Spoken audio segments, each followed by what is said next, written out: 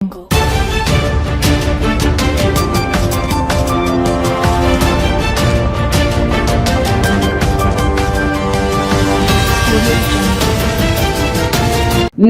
आज तक 24/7 न्यूज में आपका स्वागत है और मैं हूं आपके साथ निकिता श्रीवास्तव। आइए रुक करते हैं आज की तमाम बड़ी खबरों का।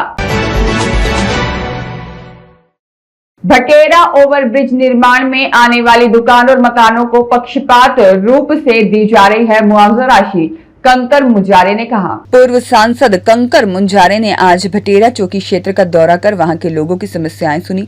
वहां के रहवासियों ने पूर्व सांसद को बताया कि भटेरा ओवरब्रिज निर्माण में आने वाली दुकान और मकानों को एक जैसा मुआवजा राशि वितरण नहीं की जा रही है। इन राशियों में काफी पक्षपात किया जा रहा है। एक वार्ड नंबर 11 को ग्रामीण बताकर राशि लगभग 1100 रुपए निर्धारित की गई है, वहीं दूसरे वार्ड 10 को शहरी बताकर राशि 2200 रुपए निर्धारित की गई है। यह कहाँ का न्याय है, जबकि दोनों वार्ड लगे हुए हैं। दोनों की नगरपालिका क्षेत्र में आने की बात है। टैक्स भी नगरपालिका को ही देते हैं, तो फिर एक वार्ड के वार्डवासी कैसे ग्रामीण हो गए। और नोटिस रहवासियों को दिया जा रहा है, उनमें यह भी नहीं दर्शाया गया कि किस चीज का कितना पैसा दिया जा रहा है। कमर्शियल वाली जमीन का भी मुआवजा राशि आवासीय के रूप में दिया जा रहा है, जिससे पूर्ण रूप से नियमों की अनदेखी की जा रही है। वहां के रहवासियों की मांग है कि भू अर्जन अधिकारी SDM गोपाल सोनी को तुरंत हटाया जाए और नियम अनुसार मुआवजा राशि वितरित की जाए। पूर्व सांसद कंकर मुंजारे ने कहा कि सुप्रीम कोर्ट की गाइडलाइन के हिसाब से मुआवजा राशि वितरित की जाए और जो लगभग 262 दुकानदारों को वहां से हटाने के पहले उनके व्यवस्थापन की व्यवस्था इतवारी बाजार स्थित कॉम्प्लेक्स में की जाए। और उन्होंने कहा कि अगर जल्द ही निष्पक्ष रूप से राशियों का वितरण नहीं किया गया तो हम आंदोलन करेंगे, न्यायालय तक इसकी लड़ाई लड़ेंगे। बताइए, आज किस पर्पज से यहाँ पे पहुँचना हुआ और क्या मांझ रहा है?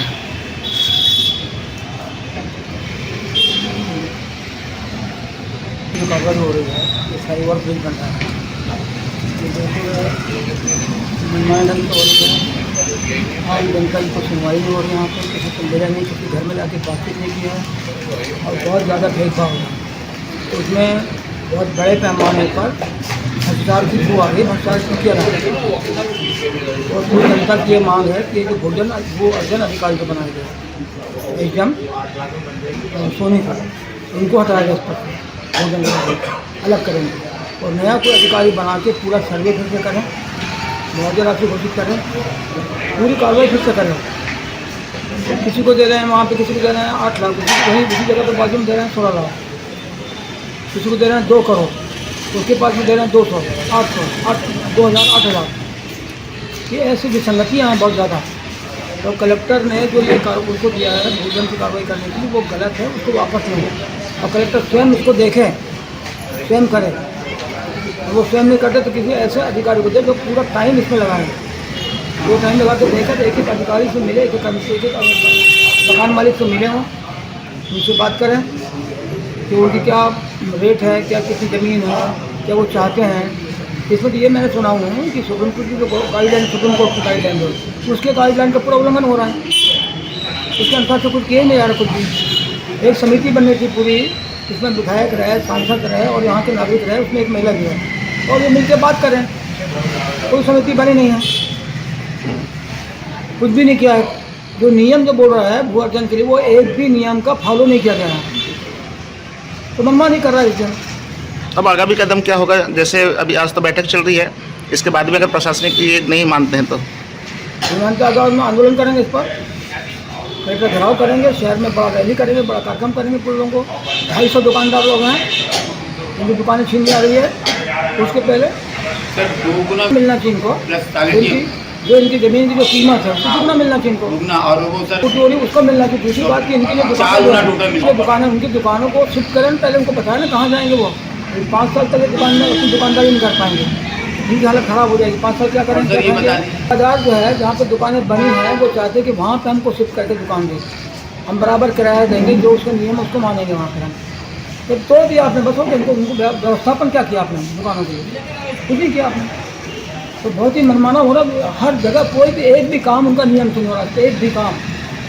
और ये पहली बात तो ये कि फ्लाईओवर बनाने की क्या जरूरत थी यहाँ पर, और वो भी बनाना था। इतना लंबा फ्लाईओवर बनाते थे यहाँ पे, और यहाँ से ऐसे लहरा रहे हैं फ्लाईओवर पर, सीधा फ्लाईओवर बनाना नहीं बनाना भी था। अगर फ्लाईओवर की यहाँ पर जरूरत नहीं है, और वो भी बना रेलवे ओवरब्रिज,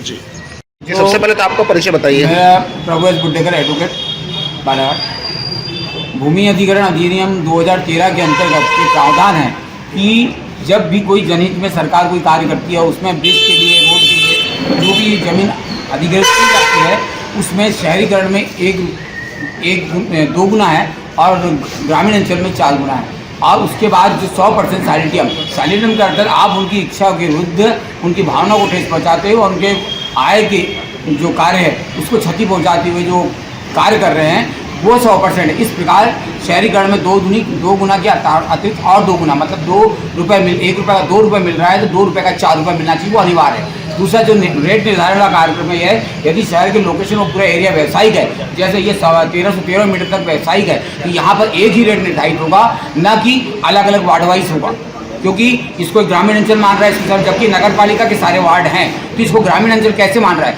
मतलब ये धांधलीशाही है।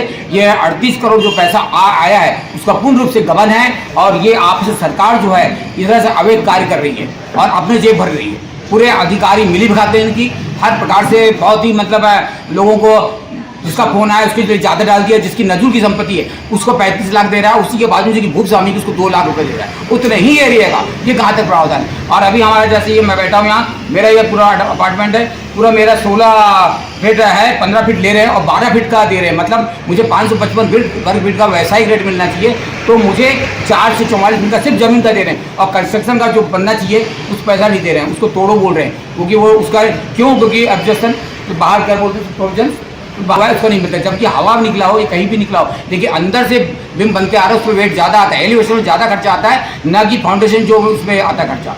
इस प्रकार से ये दोगली नीति अपना रही है सरकार, और ऐसा लगता है कि ये लोग अपनी कई भ्रष्टाचार के अंतर्गत अपनी कई कमियों को पूरा करने के लिए इन रुपये का दोहन कर रहे हैं। और जहाँ पे 23 करोड़ का अभी तक मुआवजा सिद्ध हो रहा है और जबकि 38 आया है और 15 करोड़ रुपए ये अपनी योजनाओं के अंदर जहाँ लॉस किए हैं, जहाँ खाए हैं, पिए हैं, भ्रष्ट किए हैं, उस सब की पूर्ति के लिए इस कार्य को कर रहे हैं। आज ये बैठक हुई है, क्या निर्णय ले रहे हैं कि हम लोग निर्णय ये ले रहे हैं कि सभी को एक रेट से मिले, व्यावसायिक रेट मिले, क्योंकि एरिया है, सुप्रीम कोर्ट साहब बोला, और नया रेट जो निर्धारित होता है गाइडलाइन का ही नहीं, मापदंड करे, यदि यहाँ 10,000 रुपये फीट चल रहा है तो सबको 10,000 रुपये फीट प्लस उसका 2 गुना प्लस 4 गुना इस तरह से मिलना चाहिए। दिलीप जामरे की रिपोर्ट।